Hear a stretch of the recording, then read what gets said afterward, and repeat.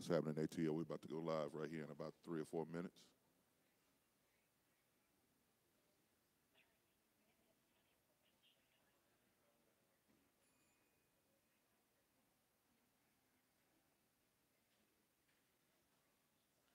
And you already know what we're talking about, so feel free to join us tonight. And you're listening to the Real Talk Sports Show with Minister Jonathan Simmons. Let us know if you can hear us out there, if you're looking on Facebook or Periscope or wherever you're looking at. Make sure that we can be heard or that you can hear us just fine. Please comment and let us know you hear us live. Thank you.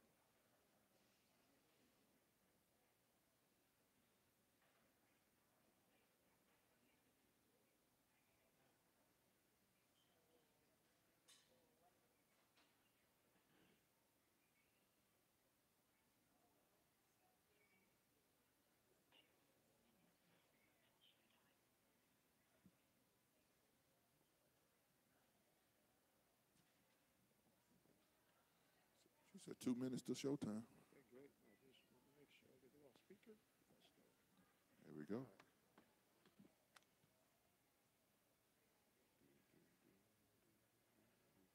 We're on 1 and 2, right? So we can dial down 3 from now. Mm-hmm. He's dialed down. Dialed down already.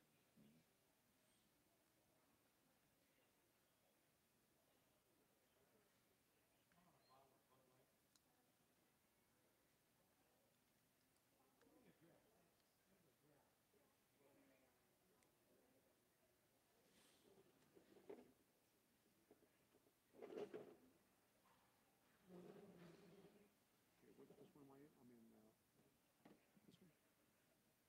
You're on the end. You're number 4. Okay. 1 minute Can you hear until showtime. Here, good. Yep. Okay. All right, everybody. You are watching and listening to the Real Talk Sports Show as we broadcast to you right here out of Stockbridge, Georgia, at our favorite place. We're at the Holiday Inn, located right on 138. And we thank God for those of you who took a little time out to listen to your favorite host. I hope I'm your favorite host, the Minister Jonathan Simmons, and Mr. Ken Swilling is in the building. Yes, sir. Yes, sir. And we're about to set you guys up where you actually will be able to call into the show. We have a call-in number. The call-in number for the show is 347-326-9991. So if you want to call in, be a part of the broadcast, join us. Again, the number is 347-326-9991, and you can join us right here on the live broadcast. We also are broadcasting on YouTube live as well, so we're giving Your you show will go live in 5 multimedia. seconds. 4, 3, 2, 1.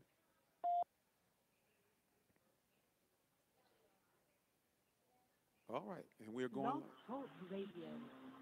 We're going live now with Blog Talk Radio, also simulcasting on Facebook Live and on YouTube Live.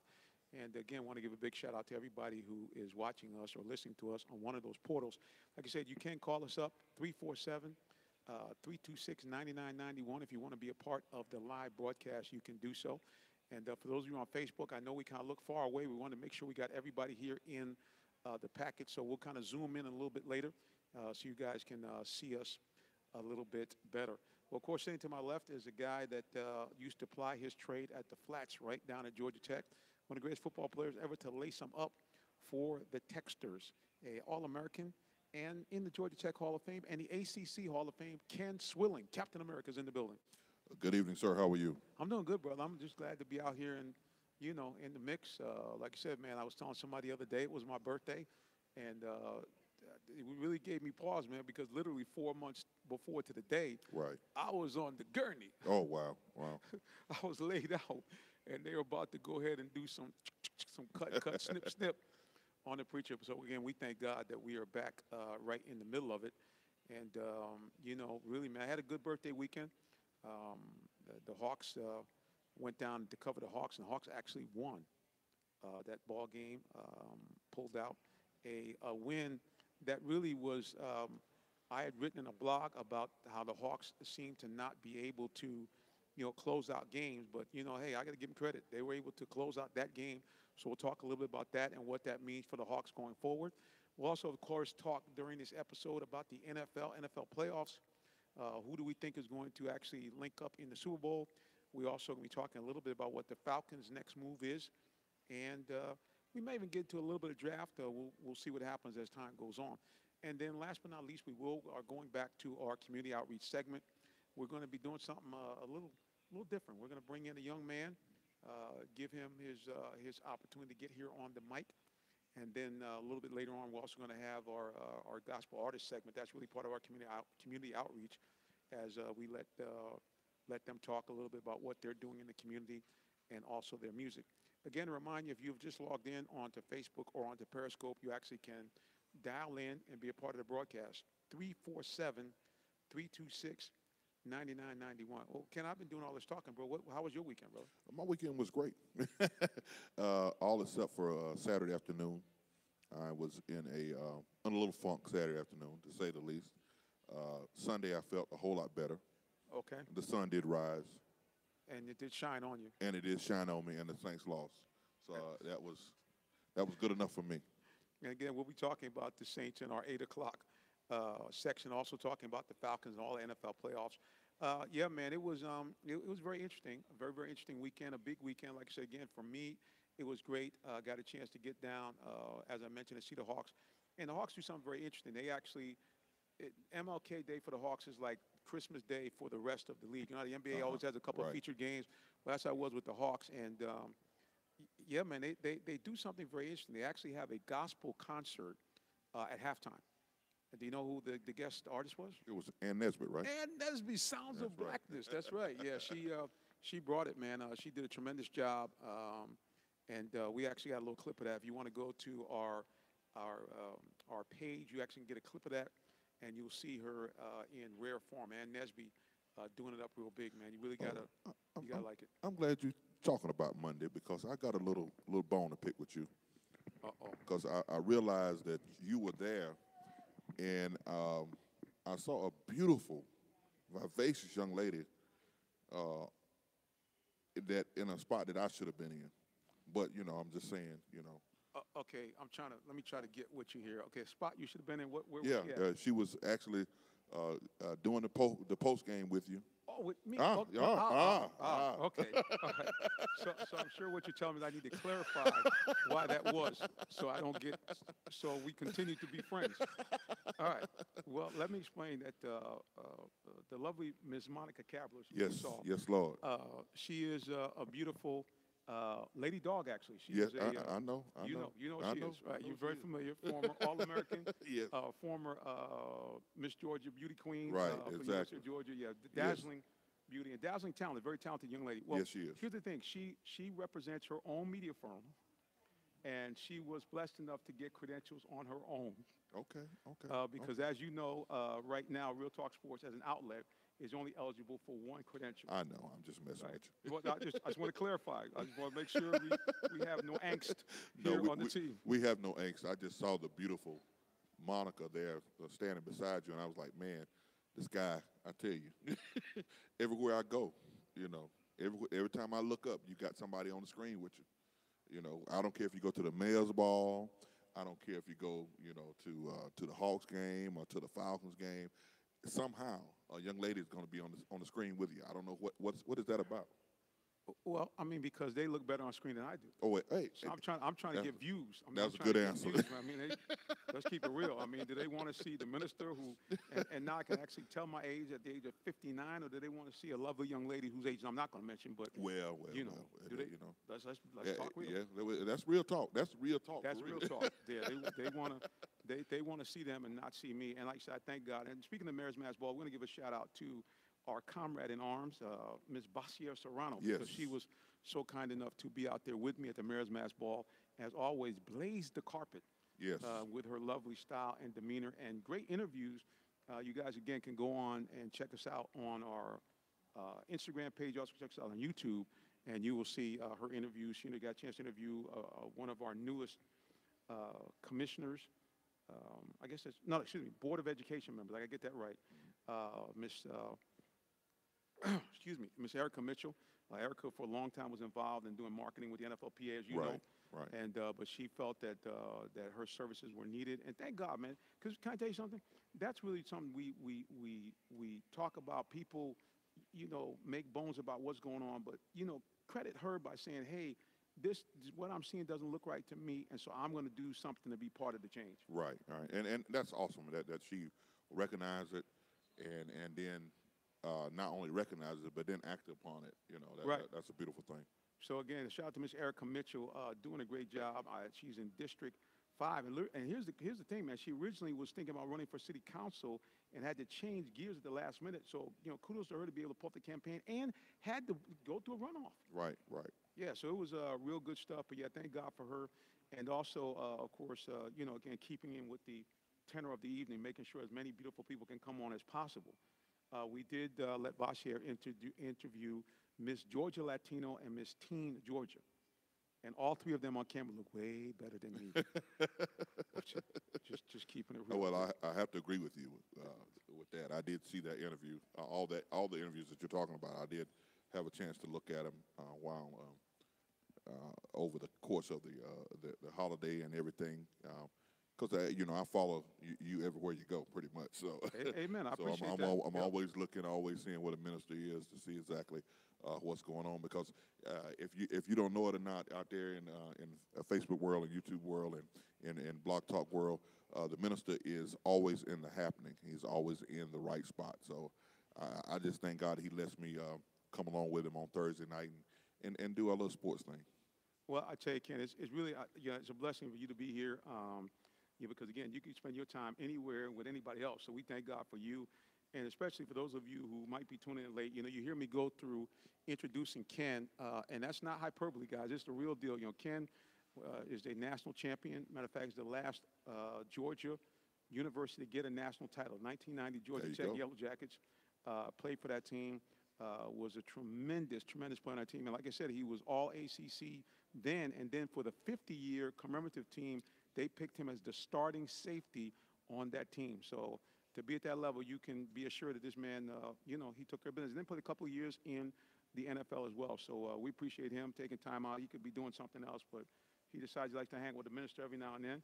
And so we thank God for that. And we thank God for you. Like I said, if you guys want to join the broadcast, the cool thing is we are, in fact, we are doing a simulcast on our internet radio station. So you can call us up. The phone line is 347-326-9991. Again, that's 347-326-9991 if you want to be part of the broadcast. And we'll actually pipe the call in on Facebook and on YouTube Live so people can hear you, man. You can be part of the whole situation. Well, Ken, Hawks, I know you're not too happy. They won back-to-back games, bro. Well, I'll tell you what, they're streaking right now. Yeah. Well, here's the thing, and we talked about this a little bit last week. The big difference is that they now have all their bigs back. Right, exactly. Muscala's back, and of course the guy, the guy that nobody I think had an idea that he was going to do what he did. Wayne Dedman has been an absolute presence for the Hawks down in the interior.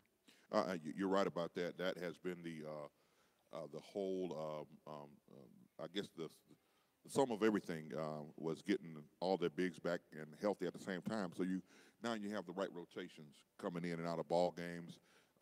Seems to be that you're a little deeper than you thought you were. Yes, sir. And these guys are now having a way to finish at the end of ball games, and it looks really. It's kind of their brand of basketball. Like we said, they played hard all year long.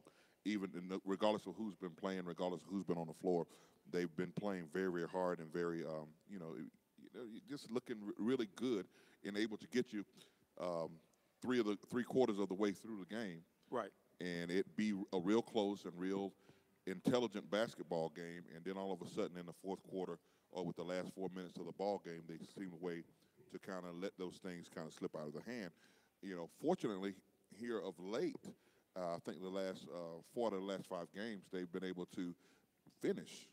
They've been able to actually, kind of compete all the way to the end. And, don't look out now, but here we go. We got a chance. I think they got a real good chance on Saturday to win their 3rd game in a row. Oh, no doubt, man. I mean, and the game that they had against New Orleans was epic. I mean, here was a game that they were down at one point by like 17, actually 19 points they Yeah, were down 19 or 20 at points, one right. point. So for them to come back and hold on against, two of probably the most dominant big men in the NBA right now with Cousins and with the unibrow. Yeah. Just all right, brother Davis, don't get mad at me. Don't take it out on me. So again, they played a great game, and we hope that for a moment, I think we lost our audio for a split second on the Facebook Live and onto YouTube. So hopefully that audio is back. If you can't hear us, please let us know so we can get that corrected. Right. But it does appear that we are back on the air the way we should be. Again, you guys can give us a call. I'm going to check the phone lines just to make sure that they are open. So you can call 347-326-9991. You can join us here on the Real Talk Sports Show. We talk a little Atlanta Hawks. We're going to be talking later on at the 8 o'clock segment with the Atlanta Falcons. And we're also going to be talking a little bit about the NFL playoffs in terms of what is going on there. So, again, you guys can call up and be part of this broadcast. I'm going to go ahead and take a peek here at some of these stats. I tell you what caught me in the game that I watched, the actual game on Martin Luther King Day. Dennis Schroeder actually performed the way an all-star should perform. Right. He gave us really the full game. 26 points, 7 assists, 5 rebounds. I think he only had 2 turnovers for the game. And the big thing is, for me, 6 of the last 8 points scored by the Hawks was scored by Schroeder. Yeah, he actually had a great game last night. Did something that nobody's done all season. He actually had 15 assists and no turnovers last night. Yes, right. In regulation, and there wasn't overtime involved or anything like that. So that was really good for to see this young team and him being the leader that he needs to be for this team. It's really good to see him kind of get it together. I'll tell you, every time I look at John Collins, I'm more and more impressed. The beast.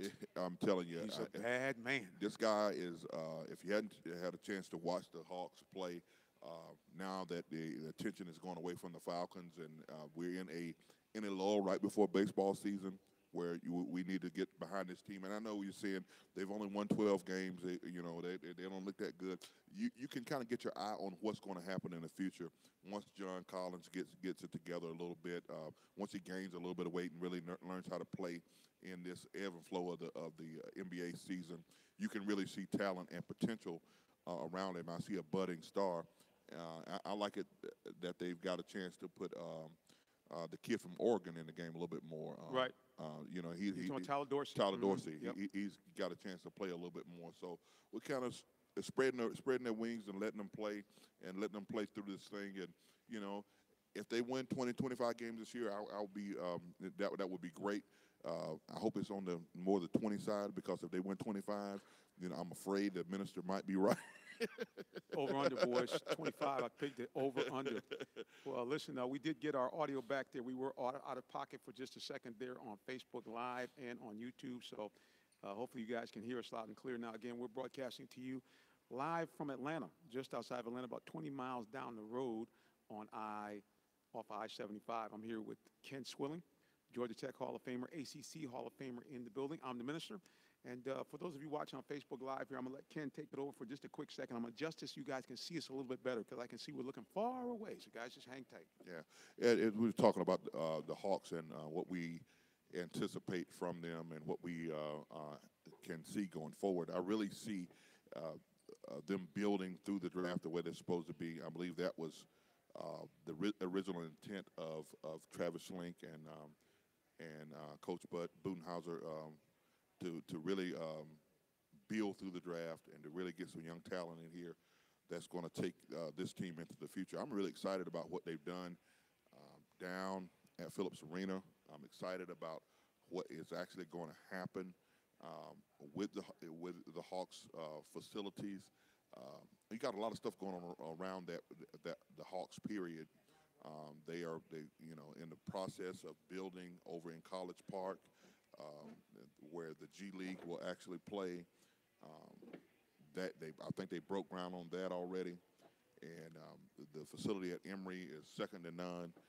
They're really making it really appealing for us to capture maybe one of the up and coming free agents that would be out there, and they're making it really look appealing, at this moment. And I think that's probably what's going to happen. You're going to see this team get a a really good draft pick and a really good free agent grab, and we'll be right back in the playoff hunt and right back where we want to be.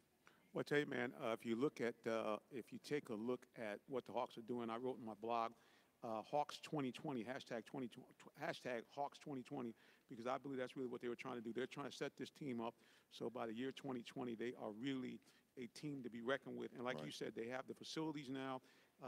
Coach Bud has always been one of the better coaches in the league. And I went up there and did the tour again, guys. You can take a look on Instagram. You see clips of that. But bro, if we roll back the clock 20 years, you would be more than happy Right, exactly. to enjoy those facilities, man. And when I say that, even the chairs are designed for big men. Okay, even the footrests are designed for guys that like me have a size 14 or larger. Okay, Right. Everything about it is up. They even have their own barbershop. Right. That's good, and that's what a facility needs to be. It needs to be a one-stop kind of shop for the guys, and it needs to be built for comfort for those guys. I mean, because everything in a big guy's life, and being a big guy, I understand the need for comfort and for things to be built for comfort. Right. So. Right, and no doubt, brother. I mean, at the end of the day, it is a beautiful thing to see that and to see all the things that the Hawks are doing, man. So we're excited about what they got going on, and we look forward to being a part of that and getting everybody down there, and so we all can, like you said, man, just kind of give people what the real lowdown on what the Hawks are doing, man, because they're doing some great stuff. They really are doing some great stuff, and now the other thing, I'm not a drinking man per se, but I got to tell you that kind of bar club scene on the floor, that's pretty cool. That's pretty cool. It really is, because you really, for the first time, you have what you have in football. You basically are on the court. Literally, Right, you're only about right. 12 feet behind the basket. Right. So, you got the guys obviously have the courtside seats, but man, you right there, and they got the nice little, just like this, nice little setup, and you got the bartenders and the service people coming out, what you need, and it's good stuff. And then the other thing is, speaking about, barbershops and so forth, they partnered with Killer Mike Right, exactly. to put a bar. Look out now. Yeah. Look out now. Put a barbershop They put a barbershop in there. in the situation. Yeah. Well, I tell you, man. I think they call it a swag shop or whatever. Swag, So, that's right, swag shop. That's it. That's exactly it. Yeah. So it's gonna be nice. And the other thing too is one of the great country western singers, Zach Brown. Okay. He has restaurants around the Southeast, and so he's going to have a Zach Brown themed restaurant. Okay. Also in the club area as well. The other thing is, borrowing a page out of the Falcons book, they're actually going to have that upstairs area up in the third floor. They're actually going to open that up so you can have views of the city, Oh, just wow. like the Falcons. So it's going to be a great thing to kind of eyeball and watch. And if you get a chance, the Hawks seats are a lot cheaper than the Falcons seats too. That's the other thing. A lot cheaper. And there's Whole no lot cheaper. PSL. I'm just saying. Don't mean to take a shot at the Falcons and the brass. I love all those guys over there, but there's no PSL. So you don't have to worry about any of that at all. Well, guys, like I said again, if you want to join us, give us a call, 347-326-9991. We're going to take a quick break here on the radio and Blog Talk, play a little quick commercial, and then we're going to give us time to check out our Facebook Live to make sure everything is on and popping there. And we'll be back with more of the Real Talk Sports Show, so do not go away. We'll be back.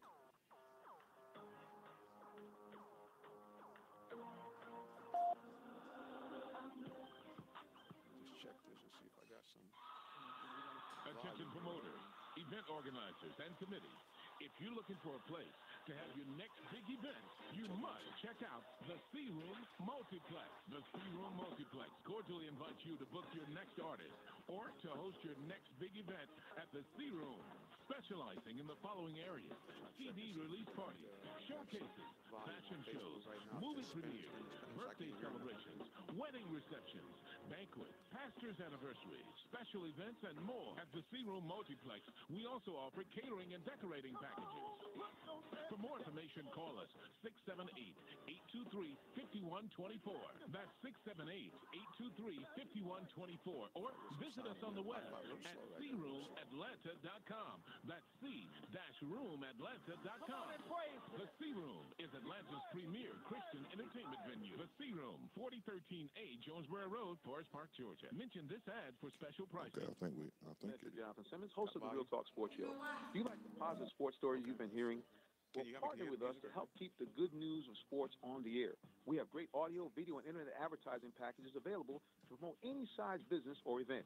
Contact me directly at 678-410-9833 or send me an email. Sales at realtalksports.net. We'd love to Okay, good. partner with All you to keep the good news in sports on the air. All righty. We are back. Welcome to the Real Talk Sports Show. Welcome to Atlanta. We are back in the building here, guys, actually located just 20 miles outside of downtown Atlanta.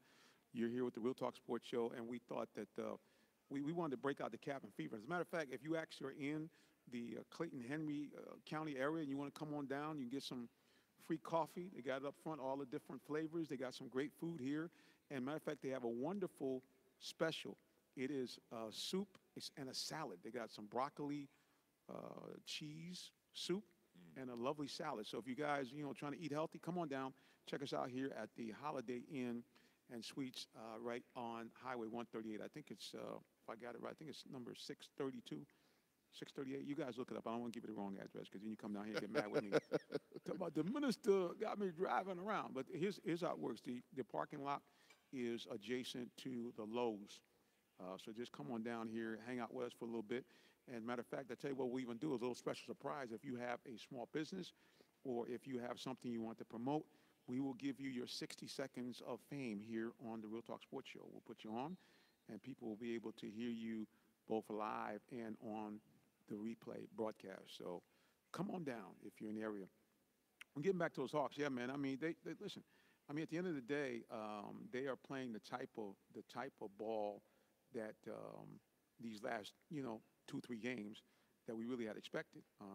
And so, we talked about it. The biggest thing is because the fact that they have, they are in a situation where they have all their bigs back. The other thing too is, man, you got to give some kudos to, the old Italian, Marco Bellinelli. Still be able to hit the three-pointers. He's done a good job from the outside playing guard. So kudos to him as well. I'm trying to see if I can get a little bit of our interview with the Schroeder, Dennis Schroeder, see if we can get him up in just a second so we can hear a little bit about that. Let's see if we can get him. Our technology always likes to fight us a little bit, but we'll try to get a little bit of the Schroeder post-game interview that we were able to get on Martin Luther King Day. But, yeah, man, it was just, like I said, the biggest thing is that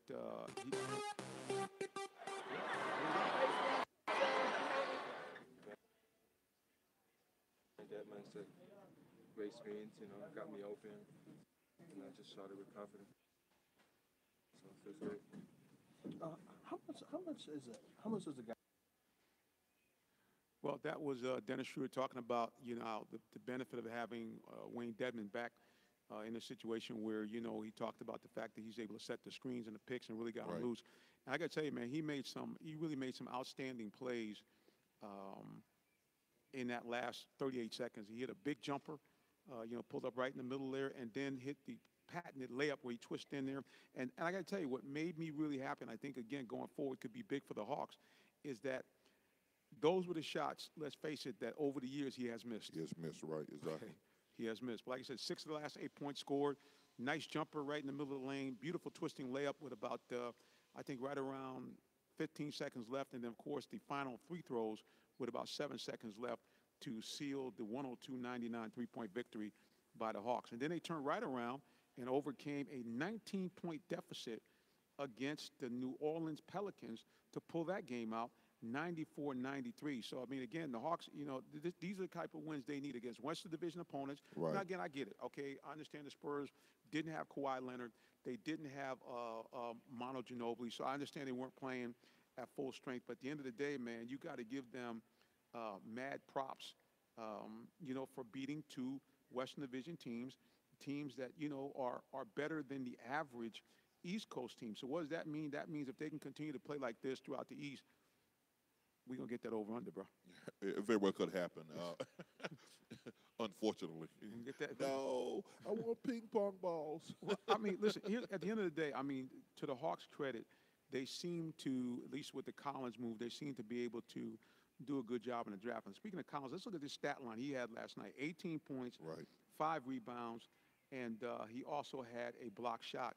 And, again, another couple of thunder dunks. Right. This guy's doing it, man. And we had the return of the Kent Bazemore signed a big contract. Well, yeah. 20 points, The 20 5 point, assists. The 20-point guy. Right, Okay. that guy. I mean, listen, I don't need 20 points. All I need from Kent Bazemore really is about, if he can just give me consistently something in the teens, 13 to 17 points a game, with shooting in the 40% or better, I'm happy. Well, how much they give him, like $13 million a year or something like that? No, it's more than that, bro. I think No, it's got to be like 14 or something like that. Whatever he makes, I need that amount of points. points. All right, well, there you go. So if he can give us maybe about, 14, 15 points There a you game, go. that's a point for each million, then we good.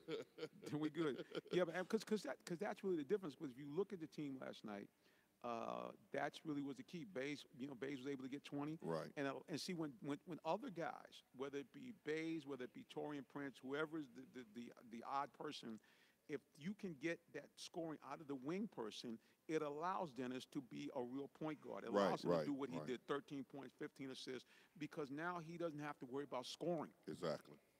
And speaking of scoring, another guy I got to give a big shout out to, the Turkish Tornado, Ersan Ilyasova. Yes.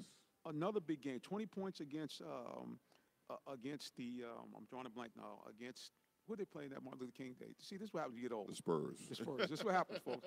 20 points against the Spurs and another 15.7 rebound performance against New Orleans, man. So, again, got to give him mad props. Right. And you got to look at those, as you said before, the Spurs, what, they're third in the West. Third in the West, yep. I think the Pelicans they're 3 or 4 games above 500. Yeah, they came in 3 games. They were 23 and 20 coming to last night's game. That's right, yep. So you're beating quality teams, and even though like you said, the Spurs didn't have Kawhi playing, and by the way, looks like his season might be in jeopardy. Wow. Yeah, looks like they shut him down indefinitely, and they said they don't know when he's going to return. He's not responding well to treatment and to what they have going on with the situation going on with his leg. So our prayers are out for him. Hate to see anybody injured. And he is the main cog to what they do and what they have. But LaMarcus Aldridge, I think, is enough right now. He and Gasol are enough right now to kind of carry them into that portion of the season that will, will they get deep into the playoffs with it's just them two? I doubt it, but right. but I believe that they can overcome some things and do some things a little differently. It's just going to be interesting to see how the Hawks, to me, what they do. We know that playoffs are kind of like way out of the question or whatever. But I just want to see how they finish, if they can finish strong, if they can go on a run and win some games, win 3 or 4 or 5 games back to back, just to see if that can actually happen. Because I think that, when you got a young team, as we always say, there's a fine line between that competing and what do they say, developing. Right. Hey, listen, I mean, at the end of the day, that's why I said when I looked at the team in its entirety, I thought to myself that you would be in a situation where that's why I felt the over-under was 25, because I saw what they were getting out of Dedmon. Right. I saw that Collins was clearly almost a steal at number, I guess, 17 or 18 where they picked him. Right, exactly. And, Schroeder, let's face it, is he erratic? But at some point we knew that he would continue to develop in his game. And when he is on top of his game, he is a 15 to 20-point a game scorer. Right. And he's good for anywhere between 6 to maybe 9 assists a game. So, I mean, we already know what you're going to get. And so, like you said, if you can get another big man, or, there's some talk. Speaking of that, I mean, there's some talk, obviously, with the young men out of North Carolina. Everybody's pushing for them to get a big man. But, I mean, how about this guy out of Oklahoma? I mean, this guy, Trey, name blank. Anyway, the shooting guard of Oklahoma. I know exactly what you're saying. I know his last name. The guy is a terror. Yes. So I'm saying, I could see the potential of getting a 2-guard in here, giving you a situation where you, again, have a legitimate, not just an off and on, but a legitimate 15, 20-point or maybe more per game scorer. Yeah. And if you have that from the wing, then it does the other thing to it. It allows the team to be what they should be. No disrespect to Kent Bazemore, but he would be much better served than this team if he was a 6-man. You're right. A flex guy that would be given the flexibility to come in either at the 2-guard or occasionally come in at the 3, at the small forward. So I just think that if you could get a real shooting guard in there, it would allow, again, that team to reset and take the pressure off of Kent Bazemore. Because I think, again, if this guy was in a situation where he didn't have that kind of pressure on him, I think he'd perform a lot better. I think you're right because, when they ask him to do things like a point guard or to handle the ball in certain situations, you can just see him just uncomfortable. Right, right. It's very uncomfortable on the court. So, to ask him to do those things is a stretch to me. It really is, man. I mean, you got a situation with a guy really, and again, he's just, to me, not a starter.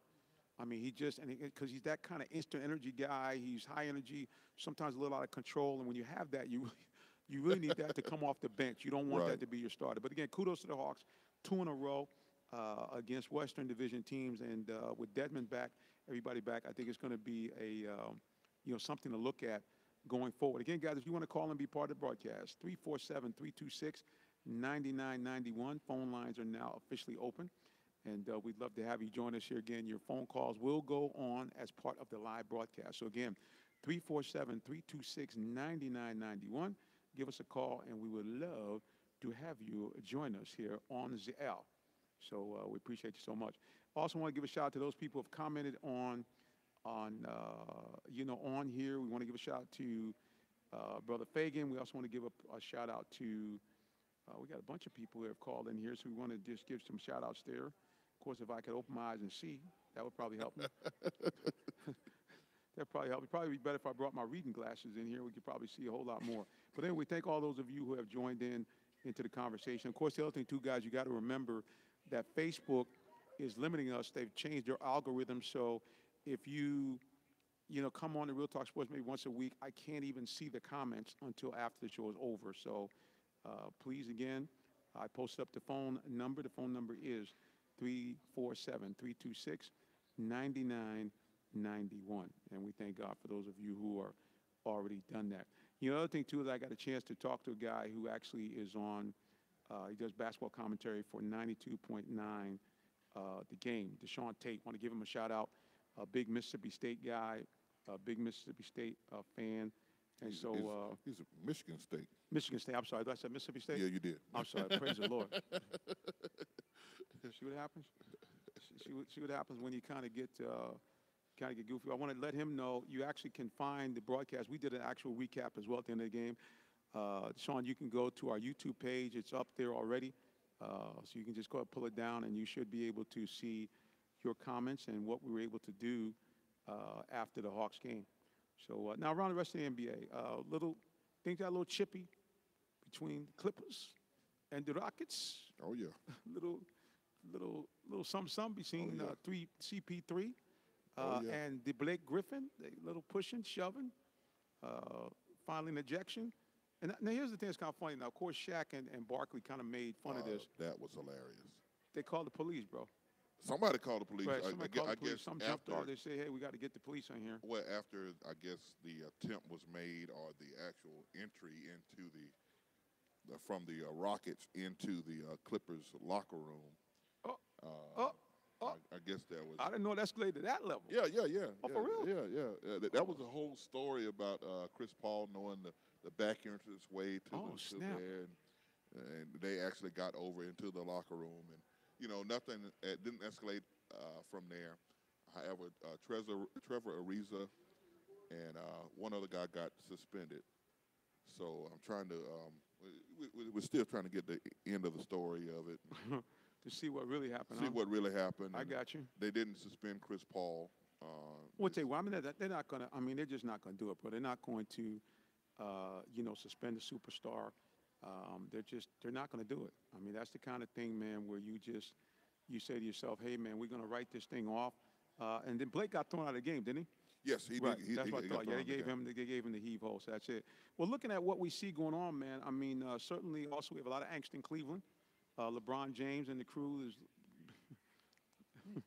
not what we thought they were going to be. Well, they look like Cleveland does every year around this time. Right. They look as uninterested, kind of almost like they're fighting each other, kind of like they're fighting against whatever's going on. Just get, I know LeBron is like, Can we just start with the playoffs every year? Isn't that funny, man? He really, yeah, because he really has. It really seems like at times he has no interest in the regular season, not even any interest in securing any kind of home court advantage anymore Right. because they play so well on the road. So they just don't care. They're like, hey, man, wherever you want to bring it, wherever you think we can play, that's it. And speaking of that, let's go and go look at the standings right now. Kyrie Irving making the Boston trade look spectacular. 35 or up, 11 down, 22-8 in the conference, 8-1 in the division. Okay. They're absolutely brutal, have won 8 of their last 10 games. Toronto is right behind them, 3 games back, 30 wins, 13 losses. Cleveland is in 3rd place, 7 games back. That does seem strange. That's a lot. That's a lot. That's a lot of games. 7 games back in the Eastern Conference. And rounding it out, Miami. Man, how about Miami Heat? 26-18. Yep. They have won 8 of their last 10 games. Don't sleep on them. But I tell you the team that you really want to watch out for. They've been up and down lately.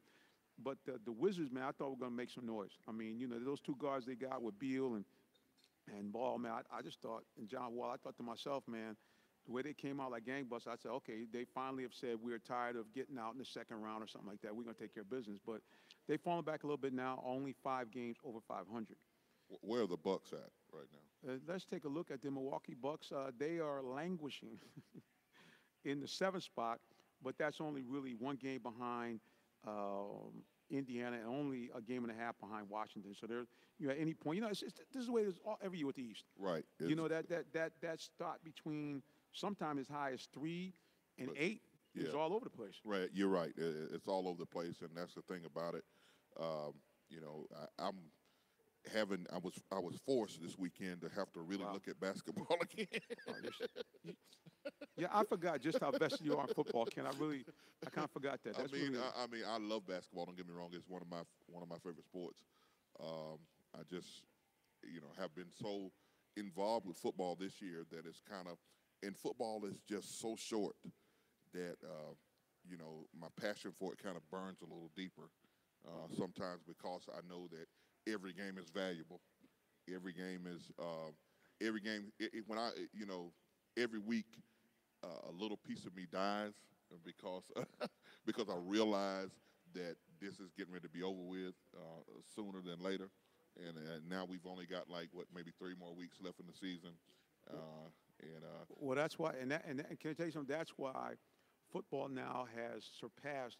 Well, it has for a long time. That's one of the reasons why it surpasses baseball as a national pastime, and that's why it's way ahead of all the other major sports, basketball and baseball, and now soccer. Interesting enough, soccer now is actually knocking on the door, right. trying to squeeze in that 3rd place spot. But I mean, football is like 2-1 over you know, baseball, which is the net contender, and that's why, because and see, that to me, and we talked about this on the air, that's one of the problems with the Thursday night games, the Sunday night games, is you start to water down the product. Right, exactly. You know, exactly. you just start to water down the product. And when that happens, man, it just, that's it. But right now, they ain't worried about that, but they're making a lot of money. They're making a lot of money. I think they will, after the season, I think they're going to revisit some things. I would really love to see them go back to the format that they had prior to all of this Thursday night, the Thursday night barrage with the color rushes and all that good stuff. What we have now is, on Thursday night, is bad football. You know, it's a lot of stuff happening. It is, because you get poor matchups. You really do. You get situations where you got guys who are having to play not healthy and not rested. Right. So that, as you said before, that waters down everything. I would really love to see them go back to the format they had before, where those games only have to happen after Thanksgiving. Right. You know, and right. that kind of limits everything. That kind of brings everything back into you know, into balance, and it'll make people hungry again to see Thursday night football. Man, listen, and to me, like, I mean, and the other aspect is, and I know they came out and proved that there's no, it's all anecdotal. There's no proof that the players have more injuries playing on Thursday night, and I get all that. But just to me, like you said, I think the quality of play is bad because one of the teams is usually gassed. Right, exactly. Okay? Exactly. One of the teams like, hey, man, we don't even want to be here. Yep. All right? Yep. And then, you know, you're picking these matchups based on last year's performance. And you know how it is, man. The league, especially the last couple of years, have been very flux. A team that's in the playoffs one year can't even get to 500 the next year. Right. So you set up these matchups that you think are going to be marquee matchups, and one of the teams stinks. So that's the other problem. But listen, guys, you can give us a call at 347-326-9991. We thank those of you who logged on to Facebook and popped in to check us out. Also, those people who have logged on to YouTube Live as well. But, you know, one of the things we like to do is always try to do a little something with some folks a lot younger than me. We had VJ, our intern, pop on from time to time. We got a young man that is here with us. We're gonna actually get him set up here on the platform here. We're gonna bring him up because I think he wants to talk to us a little bit about basketball.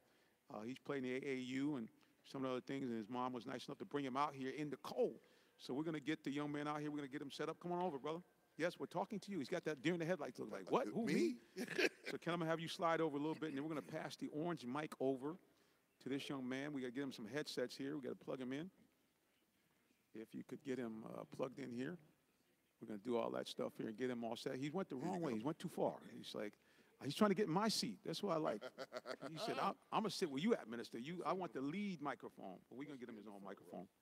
We'll get him all set here. Get him nice and untangled here. There we go. I think we got it now.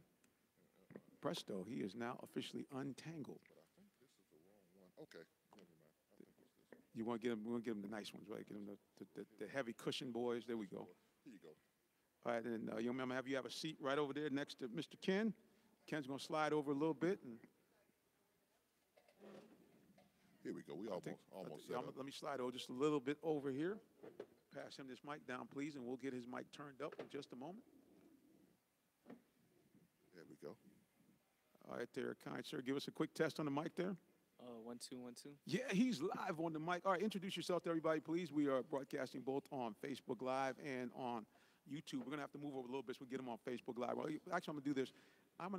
There's a beautiful woman behind our camera there. She's going to do something. I have her turn that screen just a little bit so we can get, she's not listening now because she's actually filming. That's his mom in the background. She's like trying to get him on film. I'm trying to tell her I need her to turn the iPad just a little bit so I can get her son in the picture.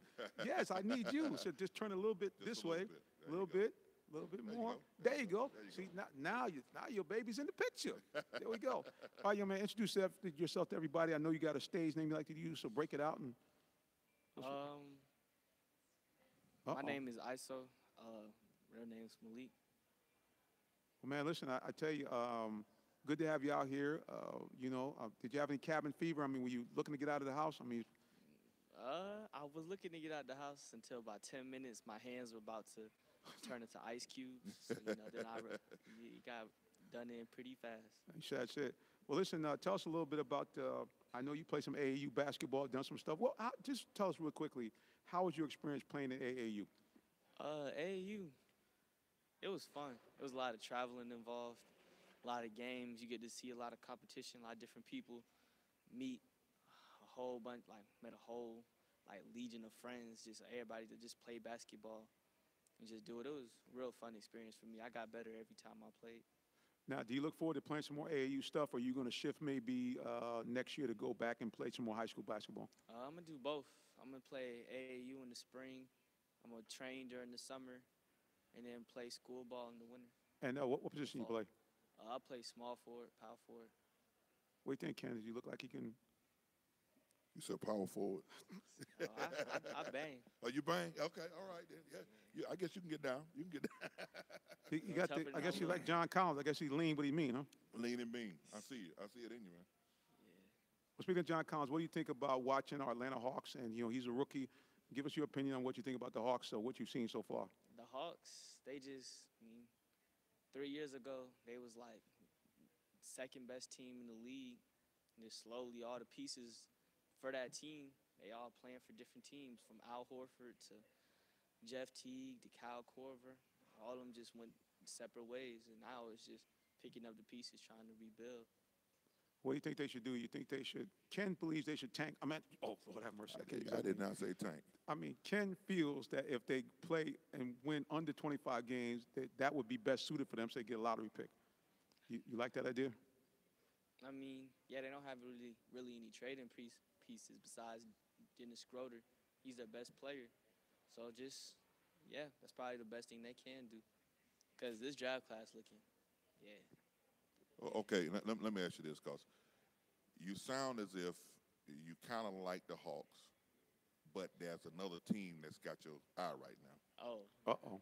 Oh yeah, my favorite team, the Rockets. I've been Oh, Rockets fan. I could tell the way he was talking about the Hawks. There was no interest in the Hawks, Minister. You heard that right? Well, that's what it always is. You remember, we have another guy here, another young gun, that all he really is concerned about is the Cleveland Cavaliers. So we get it. What is it about the Hawks that you like so much? Just kind of talk to us a little bit about that. Shoot, not the Hawks, the Rockets. What Rockets. did you the like about the Rockets. Rockets so Oh. much? Boy, you The see that man? He Rockets. just clammed up. I said, Hawks. He said, He said, I just told you I don't like the Hawks.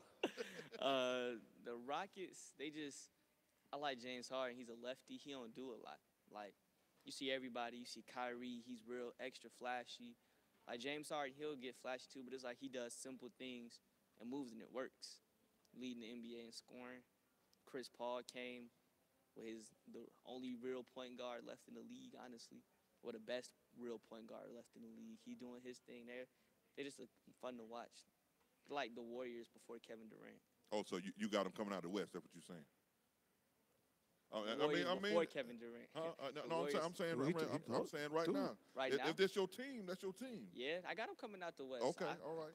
and you hear that, man?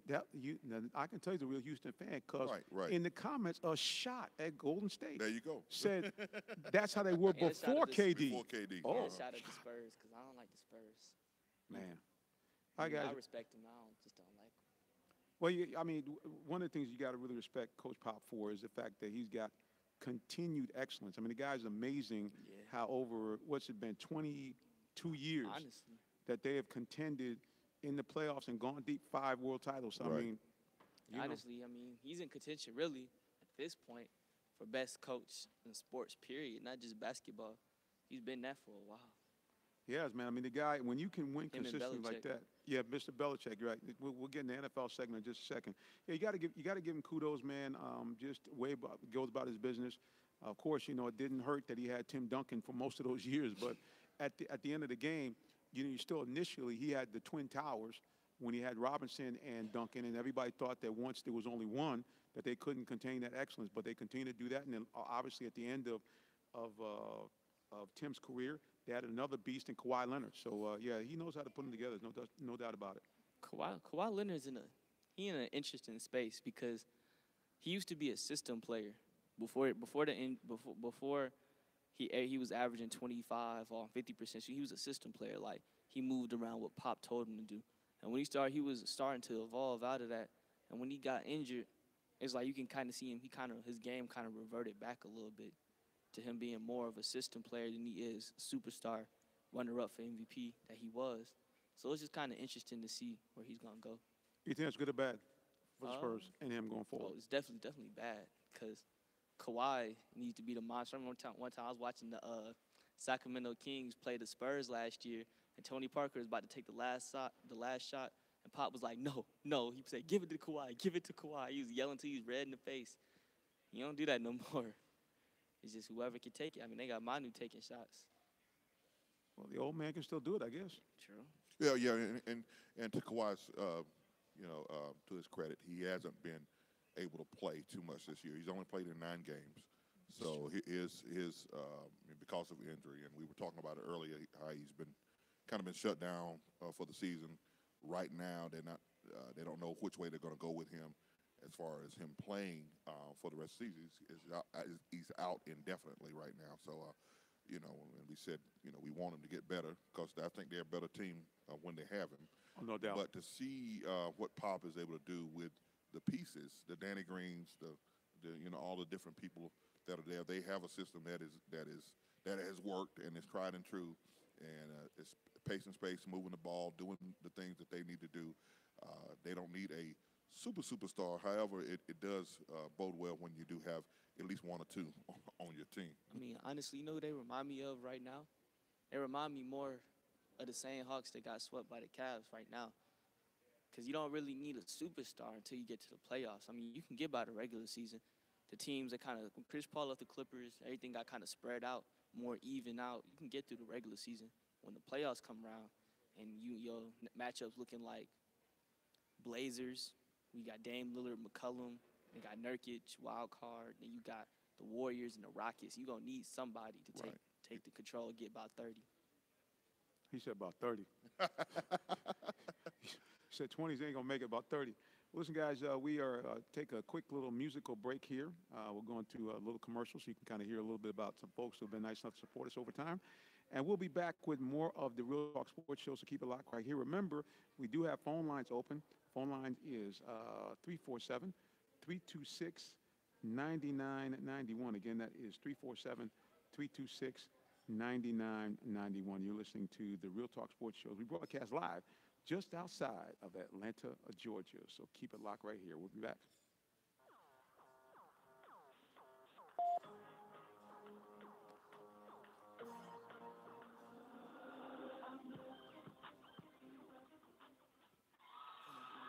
Attention promoters, event organizers, and committees. If you're looking for a place to have your next big event, you must check out the C Room Multiplex. The C Room Multiplex cordially invites you to book your next artist or to host your next big event at the C Room, specializing in the following areas: CD release parties, showcases, fashion shows, movie premieres, birthday celebrations, wedding receptions, banquets, pastor's anniversaries, special events, and more. At the C Room Multiplex, we also offer catering and decorating packages. For more information, call us 678-823-5124. That's 678-823-5124. Or visit us on the web at croomatlanta.com. That's c-roomatlanta.com. The C Room is Atlanta's premier Christian entertainment venue. The C Room, 4013A Jonesboro Road, Forest Park, Georgia. Mention this ad for special.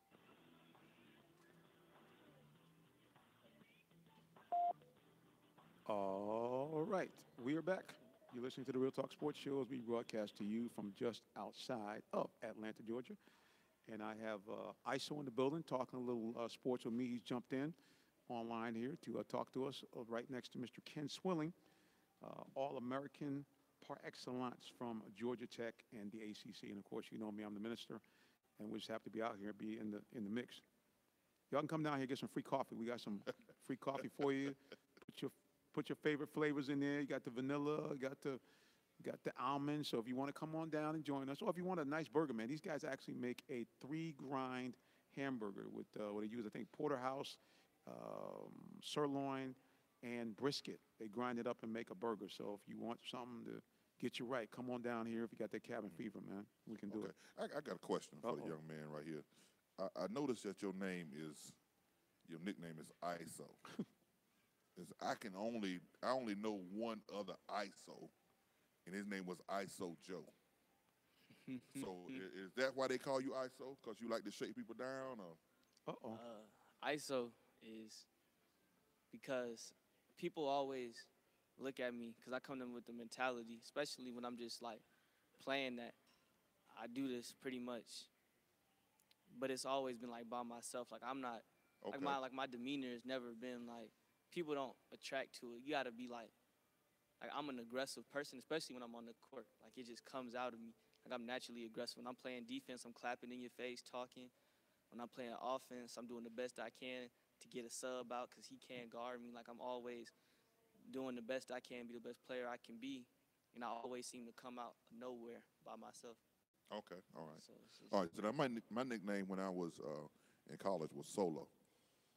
And the reason why is almost the same reason that you just said. They gave me that kind of nickname, but it's kind of funny. It kind of funny that you would name that your nickname is ISO and you sit beside Solo. So I understand exactly where you're coming from. I understand exactly where you're coming from. So you like to talk a lot of junk. You like to get in people's space. You like to make people uncomfortable. Okay, all right then.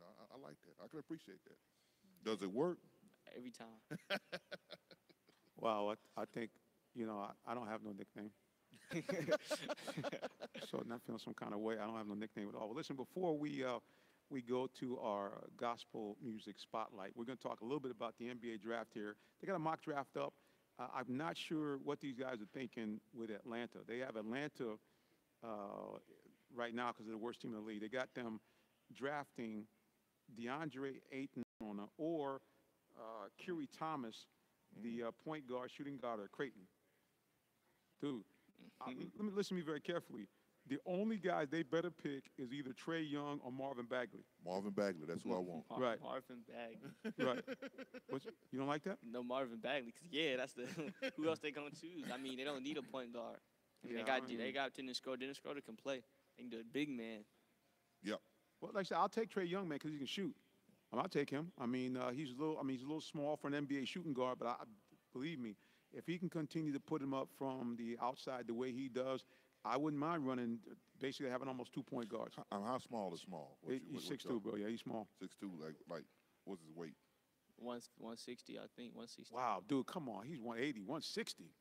Lord have mercy. Oh, no, yeah, I'm tweaking. Yeah, he's 160. 180. Yeah, When they say 6'2", I don't 160, know boy, why. he couldn't do no work. 160. I mean, you might be 160. I don't know. Right. I'm about 150. Yeah, see, we're in the ball game. We're in the ball game. So that's what they have there. Bagley going at 3 to Orlando. Trey Young going at 2 to Boston. That's right, Boston. I got Brooklyn pick. I Yep. forgot There that. you go. They have There you Brooklyn's go. pick, man. These guys have. Danny Ainge has done a phenomenal job of just stockpiling picks. I mean, it's outrageous. So he should win Executive of the Year for the next 3 or 4 years. Oh yeah, man. I mean, because Yeah, he's put it together with that team, man. I mean, because they're picking what right now would be number 2 overall. They would pick again at the number 29 slot. Wow. And then I think they get one more shot to pick. Let me see here. No, that's it. So it'd be at 2 and at 29. The only problem I have with Danny Ainge is he don't never know when to go, like when to put everything on the line to get forward. Because right now, even with Gordon Hayward, I mean, that's good. But that's not beating the Warriors. Like, you know what I'm saying? I don't know, bro. You tell me with Hayward, a healthy Hayward, and Kyrie Irving, and I Al. think They would be close. Kyrie's one-dimensional, and Gordon Hayward isn't. Whoa, wait, one dimension. What you mean? He's a scorer. Nah, dude, he can dish out some assists. Yeah. No. Okay. Kyrie Irving averaged like 5. There we go. 4. He had like we 4. got another guy that don't believe in stats. Yep. Here we go. Let me just go in here and try to get some information. Kyrie Hold Irving on. don't get no 5 assists a game is not cutting it. We'll see what he averages. But I mean, 5 they- assists. I mean, that's good enough. I mean, you don't have to. I mean, enough. if you're scoring 24, 25 points a game, I'll take that. He's scoring like 21. Okay, let's just Let's put it in perspective. Al Horford is averaging more assists than Kyrie Irving right now. Wow, let's break it down. Let's take a peek. He might let's be see. right. He Let's might take a be right. peek. Let's look at Kyrie Irving because ISO said he ain't the man for him. He sound like you and Miles will get along just fine. Yep. I'll tell you, Miles is the other guy that's on this show. That is always everything. He's against everything in the Minnesota. Well, we got to split. We got to split. He was riding the assist, and I was pretty close on the points. He's actually averaging 24.1 points a game, Okay. 5 assists per game. But that's not transcendent. Like Kyrie was only transcendent with LeBron because LeBron took care of everything else. When someone all he had was one job. So if he had 2 more assists, what would you think? If he I averaged mean, that's- seven assists, That's straight, but it's like he had one job. When you give someone like that's saying your house broke down and everything in it broke, but all you got to do to get up out of there is fix the pipe. I'm like, that's easy. That's where you get up in there, get up out of there, Wow. and leave everybody do everything else. That's what LeBron was. Without LeBron, it's Gordon Hayward. Gordon Hayward's good, but at the same time, he's not a superstar. so can you explain to me this? Yeah. ISO, not Miles. I'm sorry, because you sound just like Miles. Don't he sound like Miles? He right does. now? Yep. And we call Miles. His nickname is not ISO. His nickname is the Devious Deacon. That's his nickname. So if what you're saying is true, everything that you're saying is true, why are the Cavaliers kind of struggling right now? What's your Because the ideology behind Cavaliers are struggling because of age, and Isaiah Thomas is not looking like the player he was before the injury. Age is catching up to him. Well, he's They got only been back for what 3 well, games? Yeah, now? he got to get back in the form fast. Cavaliers are struggling because not LeBron. It's just the team's just succumbing to age a lot. Like you could tell when they just get gassed. Even when they play hard, it always seems like the game is just coming down to the wire because everyone's not doing everything they're supposed to do. Well, okay. Like that, and the Celtics just don't match up with the Warriors that well. I mean, Kyrie's not a defensive player. He's not guarding Curry. Who's a shooting guard? Snart? No. The shooting guard is Jaylen Brown. Jaylen Brown matches up good with Klay Thompson. But Yeah, then you Jaylen got Brown, that man, long fellow outstanding that guy plays from center. right here in our neck of the woods. Yep, straight straight from Yep. high school to the pros. I think he so- went to my high school, actually. Yep, He sure went to did. Tucker. Yep, yep. So give him some shout outs there, man. Yeah, Good, Jalen Brown. good stuff. Yeah. Good I stuff. like Jalen Brown. All right, brother. Easy. Listen, man, we're Nice. excited that you decided to drop in and join us here, talk a little basketball, a little sports, and Oh, yeah, go I Jaguars. saw in the building. Go Jaguars. Oh, definitely. That's my. Oh, been a wait a fan- minute, wait a minute. Hold on a been a fan second. since 07. Fans, Okay. I still got my Jones Drew jersey in the closet. Wore it to school the other day. We here. Uh-oh. We here. We here. There's another one. See, boy, where's Miles when I need him, bro? Where's Lord have mercy? He got a kindred spirit right here, bro. He got a kindred spirit right here. Well, like I said, man, we appreciate you for joining us here. And we're going to do this. We're going to go to our gospel artist spotlight. So we're going to have you bring this young lady that's sitting out there and have her switch up there and get her on the mic and just let her say hello and tell people what she's doing in the. And I think you related to her, aren't you? Oh, yeah, that's my mom. There you go. Okay, we're gonna. Why don't you go ahead and bring her on? Yes, go ahead. My mom. She got that. She My got that Migos look. voice. Right. See, this is what I always have to do. You know, I always have to really have to ask 3 or 4 times because nobody really wants to get on camera with me. So I have to. The beautiful ladies, they really don't. I have to kind of tell them, I'll focus the camera on you. I'll give you a shot. They really don't want to come on. But I thank God that she wanted to come on. Why don't you switch out here? We're going to switch seats and switch microphones and headsets and.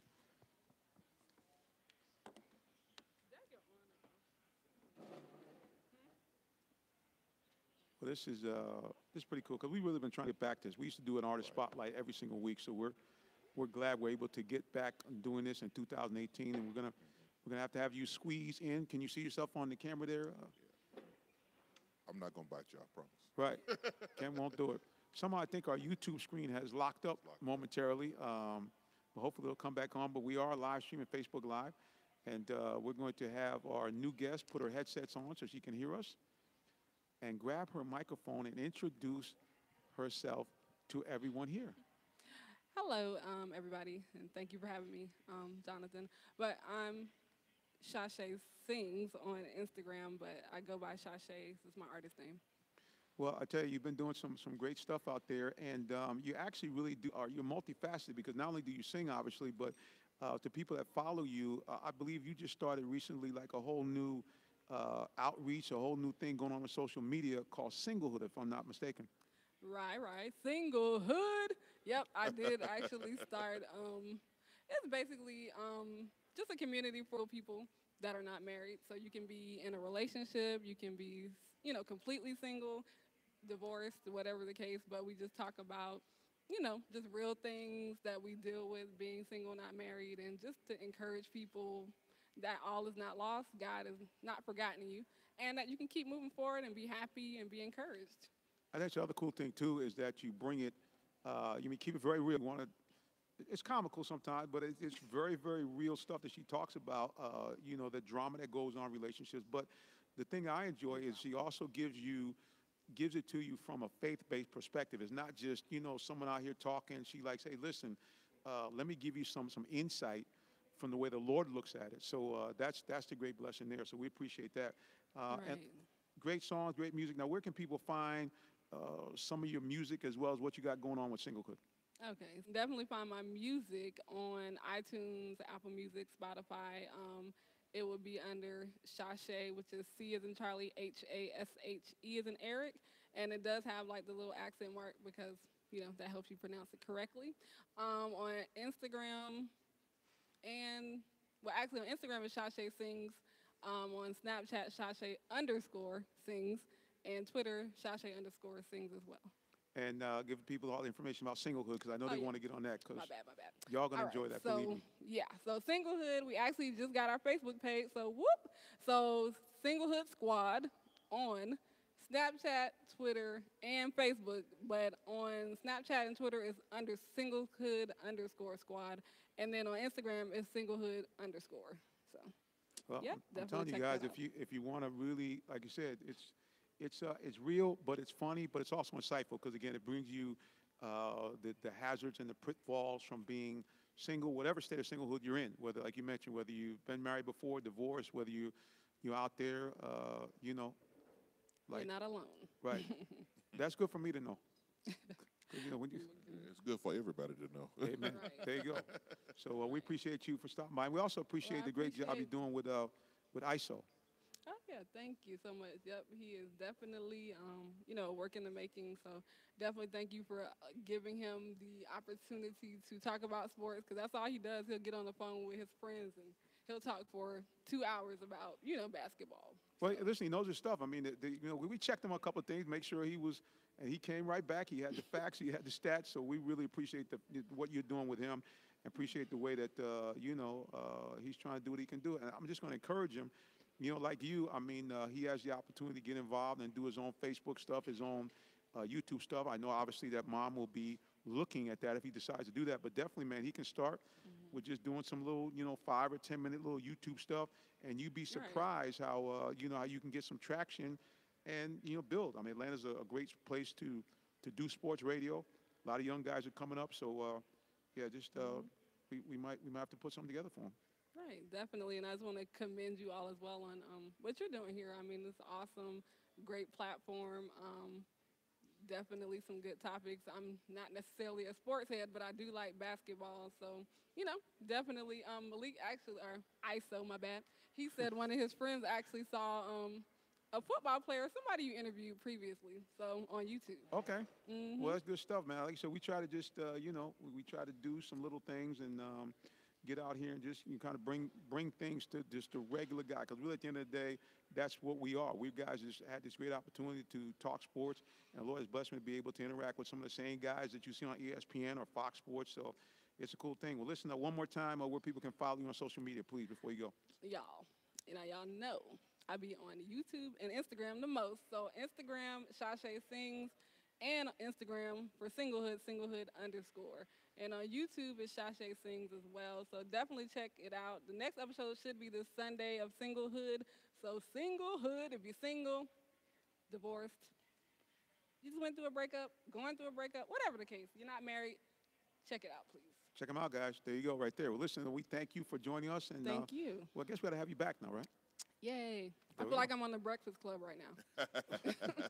It's funny you mention because we about to eat. They have some great food over here, so I might have to go get some French fries or something before I get out of here. Well, listen again. We appreciate you stopping by and look forward to following you and seeing all the great stuff you're doing. All right, you too. Definitely. God bless. Thank God you. bless. All right, guys. We're going to head to our football segment here in just a second. As you know, when we are live here, we never know who we might meet. So we have a gentleman that I know is somewhere around the lobby. Ken, I saw him. That he's going to talk to us a little bit about the Saints and the playoffs. He's a big Saint fan. We'll hopefully track him down in just a moment. I think he was passing through, but we'll get him in just a bit. I guess he's on his way down. There we go. Listen, man, Falcons, before we get into the Saints Okay. talk. All right. Saturday, I'm almost speechless, bro. I mean, here's a situation where it was all in front of you. And just you had between some interesting play calling and some oddities that you probably won't see again for years, the Falcons find themselves sitting at home. Yeah, I would agree. Oddities is the way, probably the best way to describe it. I've never seen anyone jump up and knee a ball 20 yards behind them. Incredible. Right, just incredible. And it goes for a reception. And had he picked the ball off, he probably would have. He might have scored, because I think Torrey Smith was the only person pretty much That's about it, bro. around him. Right. He would have been led into a convoy by his teammates. So it's just one of those things where, we always say the ball bounces strange ways, and that was one of those bounces that ended up costing you 3 points, which ended up essentially sealing the game for them. Ball game.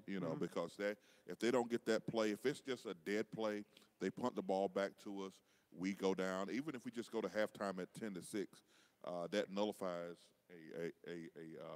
one of the scores that they have, and it kind of allows Atlanta to go in and have a breath of fresh air coming in and coming back out of halftime, which would have been great. No doubt about it, man. It just was crazy. The other oddity was the fact that Julio Jones actually missed not one but two balls, and of course the one at the end was I was stunned, because that's not something that Julio does that often. I don't think you'll see that again for a while. 2 drops in a big game. Yeah, it was a mistimed jump, and Right. I think even if he catches the ball, whether he comes down in bounds, I really can't say. But you got to catch the ball first, of course. But I don't know if he comes down in bound with the ball. And I did like the fact that we did have an opportunity. Oh, no doubt. We had an opportunity, and I was thinking, okay, here we go. We are first and goal from the 9. And I'm just thinking of stuff that they could do. I said, okay, a screenplay would work nice. First play would come out, and we throw the back shoulder fade to Julio out of bounds. And I'm like, okay, here we go. Right. So the second play, I'm thinking, okay, maybe let's see what we got. And it's Teron Ward in the game, and I'm thinking, what is Teron Ward doing in the game? Exactly. Exactly. He shouldn't even be in the ball game right now. He's Nope. He's not even warm. He's only ran down on especially he played all the team's plays, but he hadn't ran a ball all day. So what are we doing? And then it's I guess the misexecution of the draw of they described it as a draw play. That shuttle pass thing. Yeah. That was kind of one of those things and I'm like, okay, Kevin has 79 yards on the day. Right. He's averaging almost 7.5 yards a carry. Let's give him the ball at least once and see what he can do. And I just didn't like the play calling down at the end of the ball game. However, we did have an opportunity. The one play that was great. If Matt had kept it up a little bit, I believe Julio walks into the end zone. Right, no doubt. It's just one of those things where we just that has been an Achilles heel for this team all year long, as far as getting into the red zone and actually scoring in the red zone. And not just scoring field goals, but scoring touchdowns in the red zone was something that killed us all year long. And something that, if we look back as an ear marker of what this year was, by the inconsistent play and all that good stuff, that is going to be the thing that I'll look to and say, okay, that's one thing that they can fix, and they should be better going into a 2018 season. Well, we got a guy here. I know it's hard for him to talk about this team because he's from Who Dat Nation. He's going to introduce himself back in for a repeat performance. Go ahead, brother. Introduce yourself to everybody. Who Dat Bill? Hey, who dat? Yeah, that was a major heartbreak. Still getting over that one. Yeah, it's a crazy thing because you look at the two teams, obviously both in the NFC South, both with the potential of meeting in the NFC Championship game, and you have a situation where the Falcons actually went backwards. When you think about this, they had the ball at the 2, and then they went backwards. Because I think, did they have the procedure penalty? Did that come first, or was that the bad shuttle play which caused the loss of yardage? The bad shuttle play. Okay, Yeah. You just first of all, here's my question.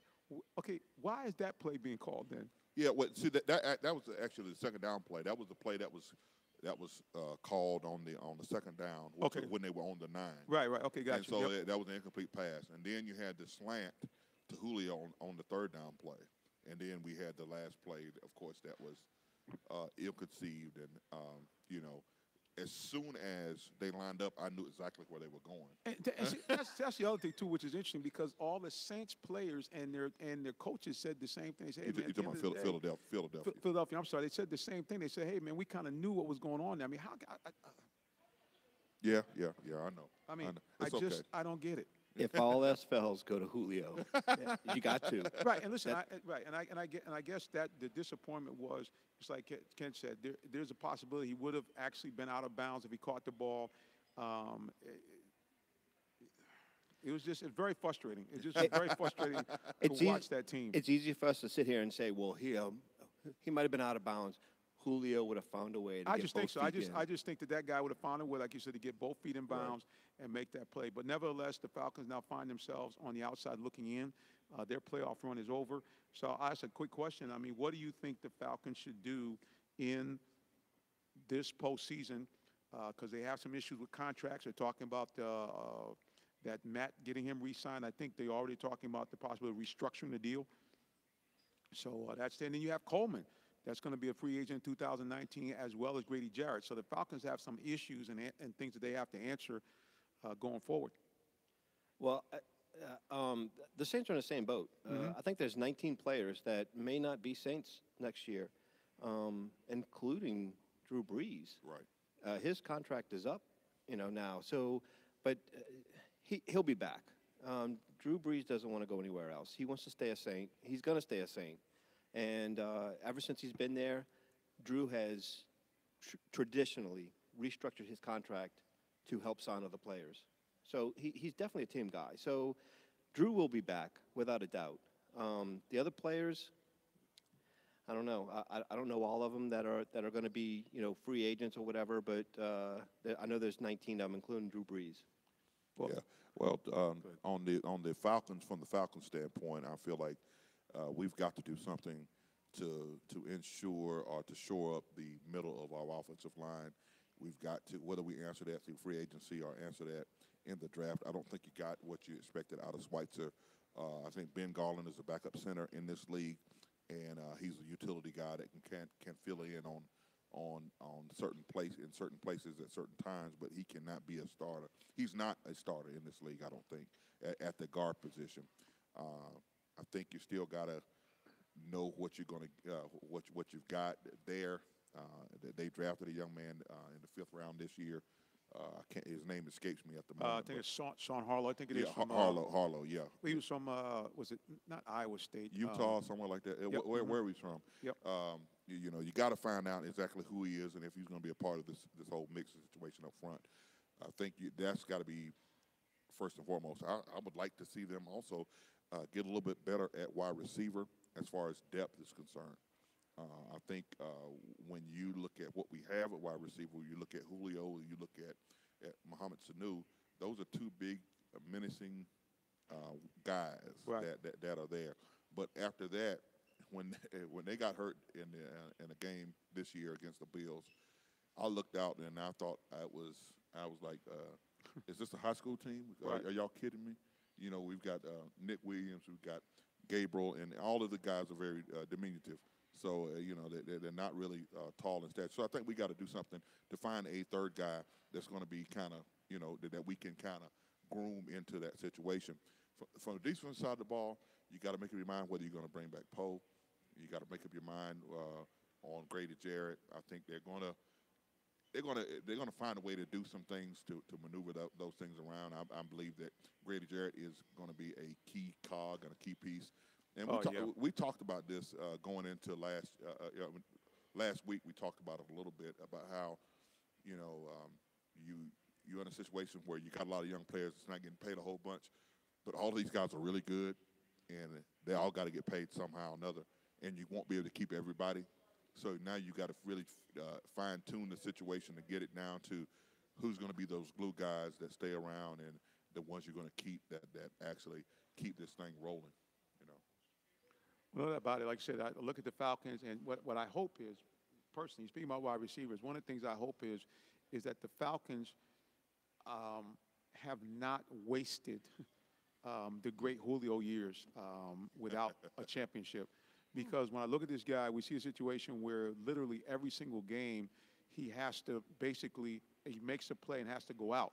This guy basically doesn't practice much during the week, which I think, even though he didn't practice a lot last year either, but that whole preseason trip and that synergy that was there clearly was a timing issue for really most of the year with him and Matt Ryan. So, my question is, have we seen the best Julio?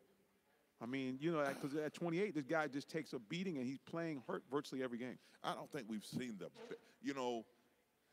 we've seen a real good Julio and a real consistent Julio, but I don't think we've seen the best Julio yet. I'd like to see him have an off season where he's able actually to train and do the things that are necessary for him to do. Last year he was coming off the surgery. Mm-hmm. Coming into this season, he was coming off the surgery. Mm-hmm. So they kind of handled him with kitten gloves. Trying to make sure that he was healthy every week. And pretty much they said, well, if you can play on Sunday, hey, we good. You don't have to worry about practicing. That's kind of like almost a deal they made. Yeah, seems like it. Right. It seems like, and unfortunately, receivers and quarterbacks need to be on the field together to get their timing together. No doubt. And it just makes everything a whole lot better. And with the way the Players Association, the structured practices are right now, it's really hard to get that good work in season. So that stuff has to happen in the off season, and that didn't happen this year for Matt and Julio, because Julio was getting treatment, he was getting better, he was healing up from the surgery that he had the previous off season. So, it's one of those things, and hopefully, they are. We always talk about the windows Right. closing. That's what and- I'm worried and about.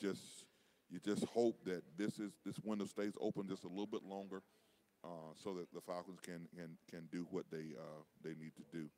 As far as the Saints are concerned, that was a tough way to lose last weekend, a real tough way to see things go down, to see the season end on a play that probably shouldn't have happened. Right. Bill, I will tell you, you were the first person I thought of Sunday when all that was going on. Because We were worried about you, Bill. I was Yeah, worried. we were worried about you, brother. Well, I'm glad y'all were worried about me because that was really hard. I can tell you, sitting there watching the game, when it happened, you could hear a pin drop. Right. Everybody was just stunned. It was like, did that really just happen? Right. No, really. Was that the play? No, really. Do the real play. We tackle them and we win the game, but it didn't work out that way. And I feel for Marcus Williams. Rookie this year. Actually, he had a pretty decent year. Season, Right. Really did. This past year. And if you recall, earlier in the second half, after the Saints scored, he's the one that came up with the interception there. That's right. That was a turning point in that game. Yes. Yeah, up until that point. And then, of course, he had another turning point. But, again, those things happen. But that was a heartbreaker. It really was. Yeah. And I mean, it goes back to fundamentals, tackling. So, Right. I mean. And knowing in-game situations where you've got to know exactly what's going on. All he has to do is let the guy come down and catch the ball and tackle him in bounds or tackle him, period. Exactly. Exactly. And this, it's a situation. You just can't let anybody get behind you. And that's why he's back there. Right. That's exactly why he's back there. Exactly. And playing safety, growing up and all, the one things that you're taught in in-game situations is, hey, you're the last line of defense. Yeah, that's so right. you can't allow anybody to get behind you. Number one. Number two, if anybody does catch the ball, get them to the ground immediately. I hated to see that happen. I felt, sorry for the young man because I really felt like he's had a decent season. He's played well, and to have that, I hope he can shake it off and recover. Because the world we live in now, social media is very cruel. Yeah, it is, and I know he's caught a lot because of that one play. But he's a professional. Right. He's going to come back. He understands, and you know what? The city has pretty much rallied around him. They have, and, right. And we'll be back next year. We have a core group of very young players. Basically, the only person that's up in age is Drew. That's Right. it. Everybody else is fairly young. Right. So this is going to be a good team for years to come as long as we have that quarterback at play. Right, and that's one thing I like about the NFC South period. I think we've got 4 teams pretty much that can be dynamic. I don't know what happened with Tampa this year because everybody was thinking they were going to be that Make that next step. team, make that next step, and hopefully they can get it right sooner than later. But when you look at the Saints, when you look at the Falcons, when you look at Carolina, you see teams that are all on the cusp of winning major division titles, going deep into the playoffs, going to the Super Bowl and playing really well. And it's just a shame we're all in the same division. Right. And only one of us can go. Yeah, you're right. And it doesn't matter how good the team is. In any one of the 4 teams in the NFC South, one of them is going to come in last. Right, That's just the right. way it is. Right, It's yep. going to happen. So, I mean, this year was Tampa Bay. Next year it could be the Saints. Next year it could be Atlanta. Right. We just don't know. All right. 4 of them are really good. They're young. All 4 teams are fairly young. They're all good. You never know. I mean, it all comes to the way the ball bounces sometimes. Right, exactly. And anybody who's actually thinking seriously about letting Drew Brees go, they need to just simply. There used to be a guy back in my neck of the woods up in New York. He used to say, "Let's go to the videotape." All you have to do is look at the numbers of Drew Brees' career stats, and anybody that would even think to want to let this guy go is insane. Okay, this man has been averaging about a 70% completion ratio Okay, his last year. This is incredible. Not for a game. He had a 72% completion ratio for the season. Okay, 23 touchdown passes, only 8 interceptions, and actually had his second best year as far as yards per attempt, 8.1 yards per attempt. Not completion, per attempt. So, I don't get it. I mean, the guy, okay, now what people would say is, okay, his numbers have tailed off. Yeah, because all of a sudden the Saints found a dynamic 1-2 running punch. Right. The running game this past year was they had the balance. And if you recall, in the 2008 season where they went to the Super Bowl in 2009, they had that balance. Right. And that's what they had this year. That's what made them so good is they had the balance. They didn't have to rely on Drew Brees every single game, in order to come back because, we didn't have the best defenses in years past. So teams would get up on us. And, of course, we had to throw the ball to get back into the game. Right. So that did not happen this year. We were able to run the ball, and we had that balance. So, therefore, we were able to pretty much control the tempo of the game. Yeah, you guys were basically back to the same format you used when you went to Super Bowl. Drew Brees when you needed him, good, strong running attack. If you got the lead, you could basically sit on the ball. So, I mean, it was just – like you said, man, it's going to be very interesting in the NFC South next year. As far as looking at draft, I know it's really early. A lot of guys that are kind of out there. I just think it's going to be a situation, again, we'll talk about that a little bit more next week as we move into the draft segment because we are now officially, not officially, but, all our teams out.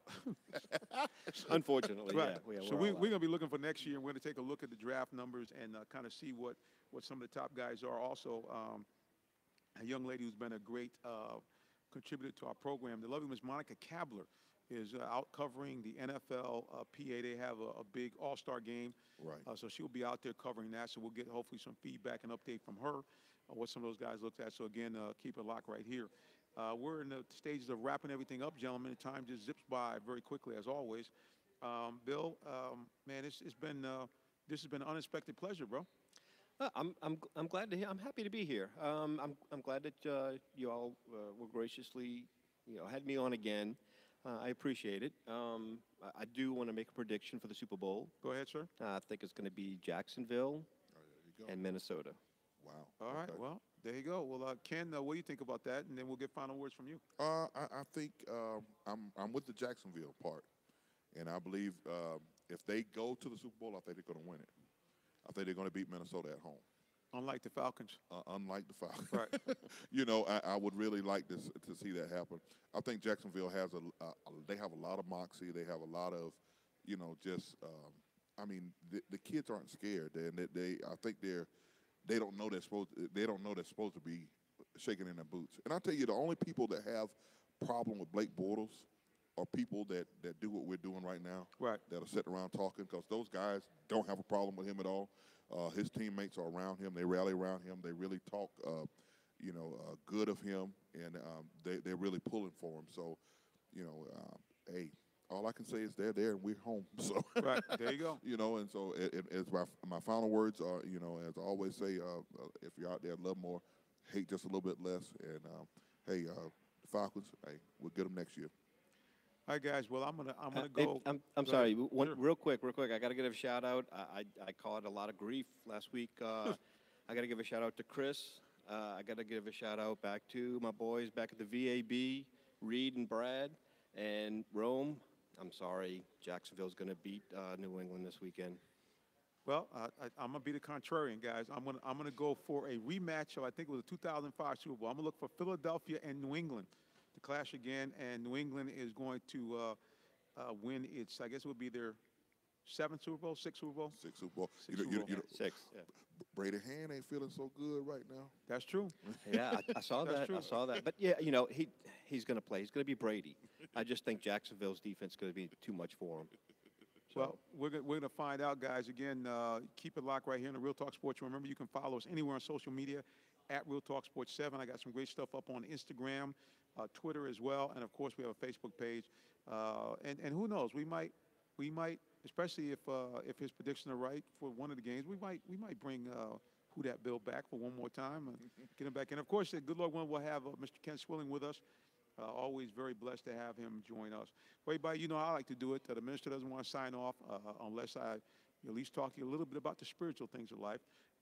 just want to ask you, do you know Jesus Christ is your personal Savior? Because if you don't, you need to. And you say, why is that, brother? Well, two reasons. Number one, nobody loves you like Jesus. Not your mom, not your auntie, not even grandmom and them. Nobody loves you like him. And number two, that's the way, the two things can happen. That's the way you get into heaven. And number two, that's the way you have a life well lived here on the earth. So if you don't know Jesus Christ, he stands there waiting. Repent of your sins, believe that he is, and man, you'll have a life. It won't be easy all the time, but it'll be blessed. All right, everybody, until next week or next time that we're on, God bless you and have a phenomenal day. Now, we're going to stay with you for a few more seconds here on social media, but all the guys on Blog Talk Radio, we appreciate you. And again, share the love, spread the news. God bless you and have a great, great day.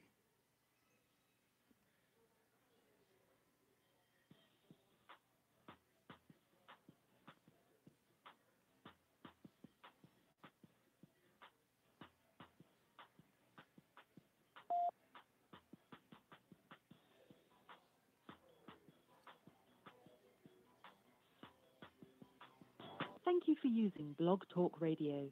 Goodbye. All right, that's all for the Block Talk, guys. And we just want to say a give shout out to everybody that dropped in and listened to us on Facebook. We certainly appreciate you guys each and every week. The guys that listened to it either during the broadcast or after the broadcast shared it. Bill, I saw a couple of your friends pop in and they gave you some kudos. You said you handled your business all right, so it's always good. And we appreciate that support from them as well. Like I said, guys, if you want to call in to the broadcast next week, we do have an actual call-in line where you can call in during the live show. And even if you're watching on Facebook, you could be able to hear the comments. We have it set up that way we can do that. The phone number is 347-326-9991. I would direct you to our website, but we are in the process of getting that revamped. Please follow us anywhere on social media at Real Talk Sports 7. We have a Facebook page, which, of course, you know if you're watching it on Facebook now. We also have a YouTube page, Real Talk Sports TV, and we're on Twitter and Instagram, simply at Real Talk Sports 7. All right, guys, until the next time, God bless you. Hey, listen, if you need someplace to stay during the big games, got a nice spot right here. We're 20 minutes from Atlanta. All right, buddy, God bless. Peace. Good night.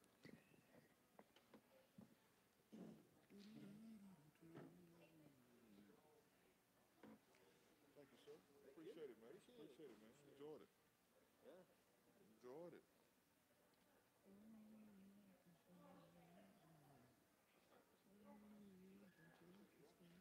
Yeah, man, so hopefully your prediction will be right. We can... Yeah, I mean, I want to take something that just was contrary. I mean, I think that Jacksonville's team is actually wired to beat them. You know, they're very much like.